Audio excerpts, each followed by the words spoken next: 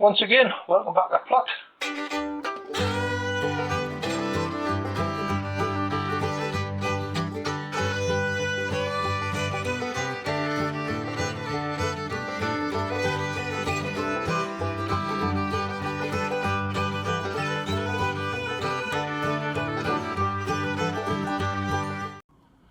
Okay, right, good afternoon everybody. Once again, welcome back to the plot. It's been a strange old few days, and that storm Bert. It hasn't done us too much damage up here, but judging by the rest of the country, it's been horrific. Heavy rainfalls. We had quite a bit of rain up here. No snow, we were lucky. You had to go 8 miles farther into town at Newcastle and there was slush. I was up the Allotment Society yesterday up in Walker, which is about 5 miles from here, and there was slush on the ground. I think we're really lucky being, near the coast. We're not too far off the seafront, so that salt air coming in and we'll just get a little bit of break. But we've had no snow, had that bit of rain through the night, some strong gales, but apart from that, it's died down. It's turning around, whistling around, so it's going to come back over on us tonight, tomorrow morning. I come up this afternoon, the first thing I wanted to do was to check the fences, because we've got a couple of them up there. It's nearly come down. I've got them tied up at the moment, and that's all I can do until it eases off. But I've been busy up here. I've gotten this part of the 100-foot greenhouse. I renewed all the roof and the door frames and the side frames last 3 years ago before it turned bad. But this is a part we're going to save. And what I've been doing here, I've been stowing all our stock plants in. I've got young strawberries here that I haven't potted up yet, getting around to doing yet. I've got the Welsh onions there. I've potted a couple of them up, and the rest I've got hostas, I've got xanthideshas, I've got the candelabras down there, and all sorts in here. These are my bearded iris. I split the whole thing out of the back garden, and I've gotten 2, 4, 6, 8 pieces out, because it's like rhubarb. The irises, it grows out over and it starts rotting away from the centre. So if you don't split it and divide it every couple of years, you'll end up with a poor crop. Here's my phone just tinkling, so I'm just going to check this, because I have got a guy coming down for a couple of pieces of rhubarb, but up till now he hasn't turned up yet. I dug them up yesterday afternoon. I've got a pause in the rain, so I come up here and I've got 3 pieces of rhubarb dug up. But back-breaking work, because they're massive pieces. And of course I attempted to do it 4 years ago, but it's one of them jobs. I will get around with it one of these days, but for the time being I'm going to leave that until next year to feel a little bit better. Right, so there's the 100-foot greenhouse. That's the one that's going to come down this year. A couple of lads was asking us on the last video why it's coming down. Well, you can see it's on a 45-degree angle, and the only thing that's holding it up is the staging tubes, the supports in the centre. Bit dangerous at the moment, but what I did with the main trench, rather than leave it just empty, I filled it full of winter cabbage, and that's what I'm cropping today. Also 2 rows of parsnips that I put in, and I'm just going to check on them now. Hopefully I'll get some nice roasted parsnips for middle of the week. But looking at the cabbages, a lot of people asking why I put cabbage in the beds inside. It's a simple thing. It's not too difficult. Spring, winter or summer, whatever. If you've got space in your borders, put your cabbages in, and what the cabbages will do, they'll clean your soil out for you. They'll take all them excess salts, all them excess manures, anything that's left in, and leave you with a nice sterile soil. So you don't have to do anything to it. You don't have to wash it or clean it or use any chemicals. And I do it every year. I go right round, even on my boxes, the IBC tanks that I've got. I put a few cabbage in at least once a year, and that'll clean them beds out, clean the boxes out, clean everything out, and leave you with a nice sterile soil. And what I'm going to do here next year, we haven't decided yet, but I think I'm going to try and get a bed for my dahlias in here, and that means putting a few hoops over. A few hoops, and get some timbers, put some sides along, and put a bit of polythene over the top just for some cover, or just net it. I don't know yet, but we'll just say that when the time comes. But that's, as I say, that's a 100-foot greenhouse. It's been up 25 years, so it owes us nothing. We built it with a couple of dozen pit props and a load of pallets, and it owes us nothing apart from the polythene that we've had to buy for the roof. There's only the net left on there now, so I'll strip all that down. The tubes will come in handy because I'll cut them down to size. I want 4 foot. Well, I have joined this week as another site. I just got my eye on the other week. It's a Polytunnel Growers Association, and fantastic, some great guys on there. So I joined it this week, and posting a few pictures of our polytunnels and whatnot, and a load of comments back, how to grow, what to grow, where to grow, and you know, different things. They're great polytunnels. You can work all year round with them. As you know, you've been in and out of hours. What we'll be doing next week, Roger's finished the bottom polytunnel. It's all clear, it's been mucked, so it's all ready for the early potatoes. It'll be going in a fortnight's time, 3 weeks time, usually around about the 20th of December, which of course, you know, it's a solstice, and that's when we put our potatoes in, just before the Christmas. If we don't manage to get them in then, if the weather's bad, we'll leave it until between the Christmas and the New Year, and we'll get them in then. But apart from that, they're sitting in the polytunnel, they're sitting in the melon house, all clean, all the shoots on them, which I showed you the other week. Lovely. I've cleaned the melon house out. I've got a little bit of paraffin in it, put the heater on, and what I might do is some of the excess dahlias I've got from down home, I want to start making some room. I might bring them up here and just house them in there. It's frost free inside the melon house, and with that little bit of heater on, it'll just keep them ticking over. Anyway, let's have a little gander at this. There's a couple, I've just cut these. And of course, what's better than a good old winter cabbage for your, either for your broth or for your dinner? Make a fantastic meal. I've just cut 2, and there's 2 big rows of them up there. One for the neighbour and one for me and Anne. Beautiful. But it's not the cabbages I'm after, it's the parsnips I want to check. So I brought my fork in. I'll put these down for a minute to find a clean spot to put them on.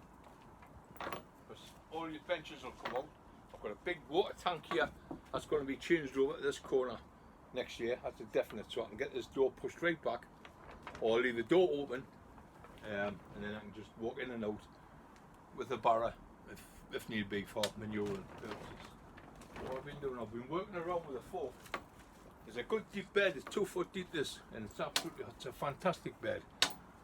If you remember, we had the jack onions in the springtime. We planted jack onions in here, and we got quite a good crop out of them, plus the garlic we had along the side. So I thought, rather than waste it, in between the garlic I sowed 2 rows of parsnips. They come up rather well. The carrots got ate by the mice, but the parsnips come up really well, so I'm just having a little dig around here, because they're right down, they're right at the bottom, and I've had to use the fork to get right at the bottom of it.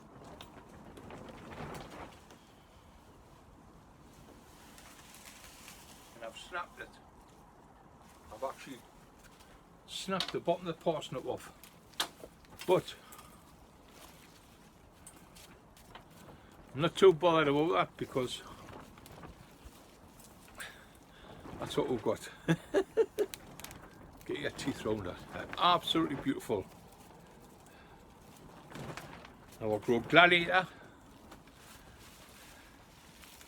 nearly every year. Got a couple of twists.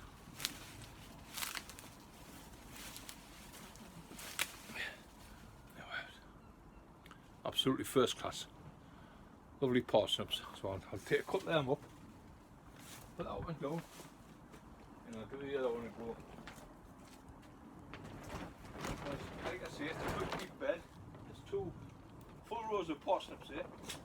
This one, I've had to go even farther down to break the roots. Oh, that's a lovely one. Not as heavy as the first one, but I've managed to get down to the bottom of the root. There we have it. Absolutely beautiful. Not for the show, but if you're a kitchen gardener like us, nothing wrong with that. First class. That cleaned down lovely. Split into 4. I've divided into 4, and we'll have some nice roasted parsnips through the week for lunch. Absolutely first class. So that's what it's all about. This is tunnel grown or undercover grown at its best. Don't forget your cabbages. You've got a space in the tunnel, and you know that something's coming out. Like so when the tomatoes are coming out, the sweet corn, the peppers, the chilies we had in there when they were coming out. Get the cabbages in, because you know they're going to come out in the springtime. Spring cabbage, they're going to be out, and especially being undercover, they're going to be ready in April. We start cropping in March, just leafy heads. March, April, May are out, your beds are cleared, mucked, whatever, and your tomatoes are going in. So it's round the clock cropping, and this is some of the crops you can expect if you look after them. Absolutely first class. I'm over the moon with them, the parsnips. Grow even better than what they did the year before. But once we wash them down, put a tank here, put a little bit of water on there.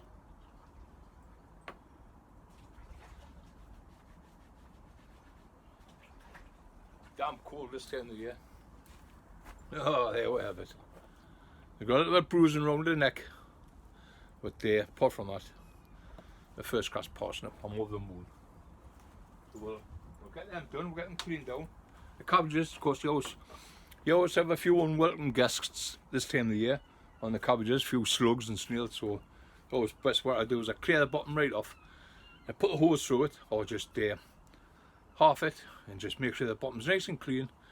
That's our lass is a bit titchy with slugs and snails. Don't get that many of them this time of the year, but in the polytunnels it's not so bad because we can give it a wash with rhubarb juice, and it keeps them pretty clean. But in here, when there's just net on the roof, the rain's been coming through, and it's really soaking the beds. It's kept the beds really moist, and of course that's when your slugs build up in the moisture. But yeah, I'm pleased with that. That's what it's all about. Growing in a polytunnel, they're absolutely fantastic. But two really good crops. I'm pleased with them. So we'll take you through it. One step at a time. Once I decide which way we're going to build it, we've got glass along the front here. All them glass panes are coming out. There's a lad at the top end there wants them for his garden, so they'll go up there. All the wood will be burnt. All the pallet wood and that's inside. The tubes will be taken down home. I'll cut them down with the grinder, bring them back up. What we want 6-foot tubes. We'll bury them 2 foot in the ground, so we'll have a 4-foot height, and then we'll put boards all the way around for the netting. And then if I decide, I might just put netting over the top. If that's the case, I'll put polythene along the sides just to stop the winds from getting in. Put nets over the top, and I'll grow my dahlias in there just for this year, up for next year I should say. And then we'll decide after that which way we're going to go with it. But for the time being, I'm quite happy. As long as we get the main frame down and I get it burnt while the weather's bad. I had a massive fire the other week, bonfire night. A guy folks, I got rid of all the rubbish that had been accumulating over the last couple of weeks in the allotment. The last few months we've been stripping, got loads of repairs to do. I've got a couple of doors here to repair, but you know, I can only do so much, especially when you get a cold wet day like today, you don't really bother. But I thought I'd pop up, check the tunnels. When I made the repairs in the first tunnel, I had to put a piece of timber along the top, and of course it's where the polythene's lying, and unfortunately when it was raining the other day heavily, it's starting to gather in that, so I've pushed a bit of tubing, plastic tubing around it, and it's holding the polythene up. But I'll try and sort that out before we get any more heavy snow or heavy rain, otherwise we'll have a big sag in the polythene, and of course that's what you don't want. You get too much in and it bursts, it splits all your polythene, so that's one thing we'll try not to do. So I'm going to leave them for the day. I've got 2 parsnips up there. No doubt Roger will want a couple. I'll take a couple up for Roger, and I'll take the rest down home. It'll be a fantastic meal for lovely cabbage, lovely parsnip. We're busy on with the potatoes, clearing them off. We've had them stacked away in the shed for a couple of weeks now. The Sorpo Myra. Now we're not going to grow Sorpo Myra next year because we've grown them for 2 years running, and they're really big. They're a massive potato if you leave them in the ground too long, and you do tend to get a bit softness around them. So we're gonna go back to the Red Duke of York next year. We've grew them quite a few times, and they're really nice. There's loads of tatties there. It just depends on what you fancy, what your choice is. You know, if you're using them for chipping or boiling, whatever. But I'll have a good look through the catalogues, and if anything catches my eye, I'll give it a try. But if not, I'll just go back to the old red Duke York. I'm quite happy with that. A couple of rows of them in. But as I say, it was just a short video of the day. Get up, check on the polytunnels. I've got that grapevine to do in there. So what I might do when I start the video off next week, I might go into the first tunnel.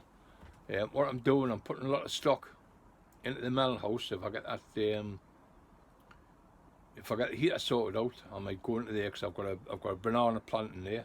I've got a bird of paradise, and I've got a angel's trumpet, and it's starting to wilt a bit with the cold. But I've got a tatty sack up there. I'll put that over it, and that'll hopefully keep it shut for the time being. But my battery's starting to run low. I'm just getting a message here. But as I say, it's just a quick video just to let you know what we're plodding on. I'll probably make a longer one next week. We'll start off down home with what seeds sown and whatnot. Okay, I'm going to put a few more onions away, so we'll do that. We'll start off down home, put a few onions away, and then we'll get up here and I'll show you what we're doing in the melon house in the big tunnels. If you want to catch me before the next video, you know where we are. It's Jeff Foreman on the Plot. We're on YouTube and we're on Facebook. So send me a message, send me a friend's request, and you can follow along with me. Especially if you are one of them on the Polytunnel Growers Association. It's a fantastic site, and I'm pleased to join it. And if I can share some of my knowledge with you lads, that's what it's all about.